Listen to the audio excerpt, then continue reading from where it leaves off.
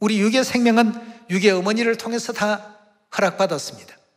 그렇다면 하나님께서 말씀하신 이 영원한 생명, 이 문제를 우리가 또 생각해 보지 않을 수가 없습니다. 이 영원한 생명은 과연 누구를 통해서 허락받게 될까? 오직 아버지 하나님만을 통해서 받게 될까?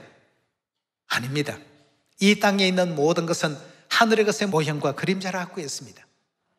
그림자 세계에서 어머니를 통해서 생명이 주어지게 된다는 것, 이런 그림자가 생겼다고 한다면 실물도 반드시 어머니가 존재해야 됩니까? 존재하지 않아야 됩니까? 그 문제를 우리가 성경을 통해서 확인해 볼 필요가 있겠죠. 자, 그렇다면 과연 성경 66권 속에 아버지 하나님께서 어머니 하나님이 존재하신다라고 알려놓으셨을까? 창세기 1장 26절의 말씀 보겠습니다. 하나님이 가라사대 우리의 형상을 따라 우리의 모양대로 우리가 사람을 만들고라고 이렇게 기록되어 있습니다. 하나님이 가라사대 우리의 형상을 따라라고 했습니다. 나의 형상대로 사람을 만들겠다고 하지 아니하시고 우리의 형상을 따라, 그 다음 뭐라고 했죠? 우리의 모양대로, 그 다음요 우리가 사람을 만들자라고 했습니다. 분명 사람을 창조하신 하나님은 우리가 사람을 창조하자라고 우리라고 표현했습니다. 우리라는 창조주 하나님이 반드시 존재하셔야 된다는 뜻 아니겠습니까? 이 한 장면만 우리가 보더라도 아버지 하나님 한 분이 우리 인류 인생을 창조한 것이 아니었다는 사실을 확인할 수 있지 않습니까? 그럼 계속 한번 말씀 보도록 합시다. 27절입니다. 하나님이 자기 형상, 곧 하나님의 형상대로 사람을 창조하시되, 누구를 창조했다고요? 남자와 여자를 창조하셨다고 했어요. 우리의 형상대로 만들자 하고 만들어진 형상이 남자와 여자가 창조되었습니다.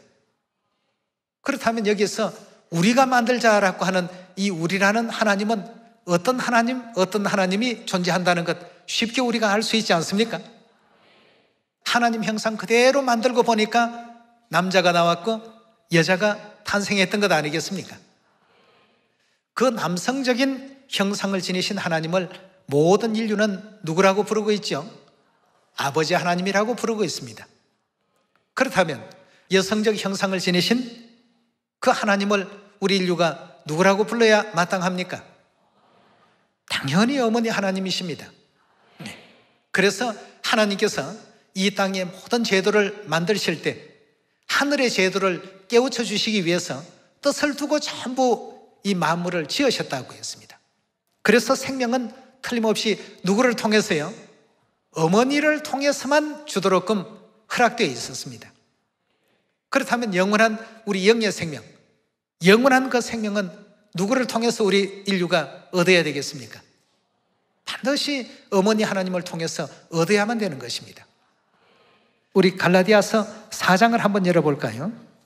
26절의 말씀 보시면 오직 위에 있다라고 하는 것은 하늘에 있는 예루살렘은 자유자니 곧 우리 어머니라.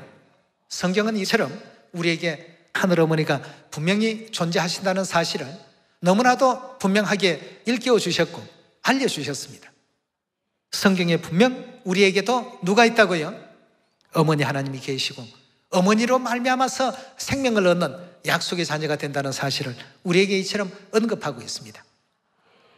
이러한 그 내용을 통해서 우리는 아버지 하나님도 믿고 어머니 하나님이 존재하심도 믿는 그 신앙으로 지금까지 또 믿음을 지켜가고 있습니다. 오늘 이 말씀에 은혜 있길 바라면서 말씀 마치도록 하겠습니다. 감사합니다.